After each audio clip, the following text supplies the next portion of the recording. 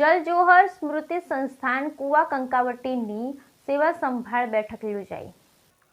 જલ જોહર સ્મૃતિ સંસ્થાન કુવા કંકાવટીની સંભાળ સેવા બેઠક યોજાઈ। લખતર નામદાર ઠાકોર સાહેબ શ્રી બલભદ્રસિંહજી ઝાલાના અધ્યક્ષસ્થાને તથા પ્રહલાદસિંહ સોખડાની પ્રેરક ઉપસ્થિતિમાં હળવદ ધાંગ્રધાના 47માં જલેશ્વર જય બાવાની સૂચનાથી જલ જોહર સ્મૃતિ સંસ્થાન કુવા કંકાવટીની સંભાળ સેવા બેઠક આજે લખતર ખાતે આવેલ શ્રી રાજમાતા વિનોદ કુમારીબા ક્ષત્રિય સમાજની વાડી ખાતે બેઠક યોજાઈ, જેમાં શૌર્ય પ્રતાપી મહાન ઝાલાવાડ પ્રદેશના વીરત્વ અને સતીત્વની અમર ભૂમિ એવી વિરાસત પ્રત્યે ઋણ ચૂકવવા અને ઉજળા ઇતિહાસમાંથી નવી પેઢીને પ્રેરણા મળે એ માટે બેઠકનું આયોજન કરાયું હતું।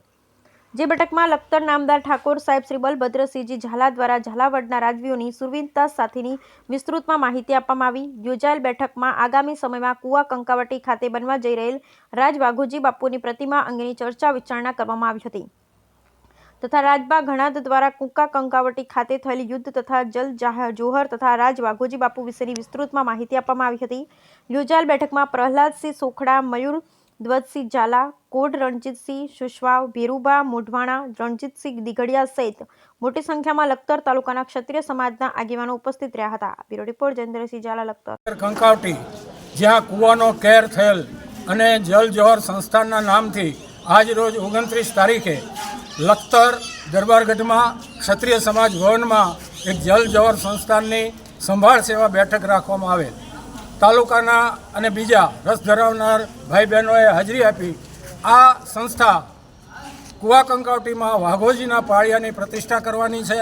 700 રાણીઓ સતી થયા, 3 યુદ્ધ મોહમ્મદ બેગડા સામે વાઘોજી જીત્યા અને ધ્વજ યુદ્ધ, છત્ર યુદ્ધ, કુવાકેર યુદ્ધ અને ઓજસ યુદ્ધ આવા યુદ્ધો લડી અને આ ઝાલાવાડની ધરતીનું સિંચન કર્યું પોતાના રક્તની પવિત્રતાથી, બલિદાનથી। એને લગતી આજ એક નામદાર લખતર ઠાકોર સાહેબ બલભદ્રસિંહ ઝાલાના પ્રમુખ સ્થાને અને પ્રહલાદસિંહ સોખડા ભૈલાના ઉપસ્થિતિમાં રાખવામાં આવેલ આ મિટિંગ રાજબાવા જય બાવા જલેશ્વર 47માં હાલ અમેરિકા બિરાજે છે એમની સૂચનાથી રાખવામાં આવેલ અને એને લગતો આજ ઉત્સાહવર્ધક મિટિંગ થઈ। બહેનોની પણ હાજરી હતી અને આ મિટિંગમાં હવે કુવા કંકાવટી જલ જોહર સ્થાન બને અને ત્યાંથી બહેનો, દીકરીઓ, યુવાનો, નવી પેઢી પ્રેરણા લે એવી આપણી આ જે વિરાસત છે, વીરત્વ અને સતીત્વ એની આ અમર ભૂમિ, પવિત્ર ભૂમિ ઉપર ધીરે ધીરે આજની આ વર્તમાન સ્થિતિમાં એ જગ્યા ધીરે ધીરે લુપ્ત થતી જતી નગરી હોય એવું લાગે છે।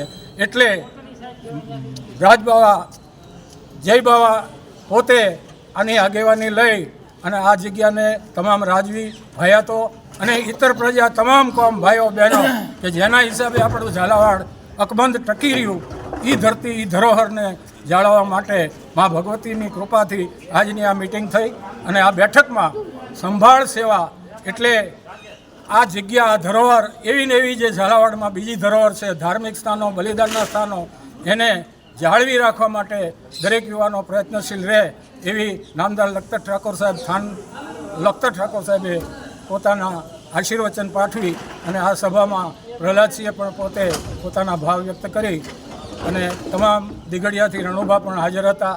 એ રીતે આ મિટિંગ, આ બેઠક સંપન્ન થઈ। જય હરશક્તિ, જય ઝાલાવાડ।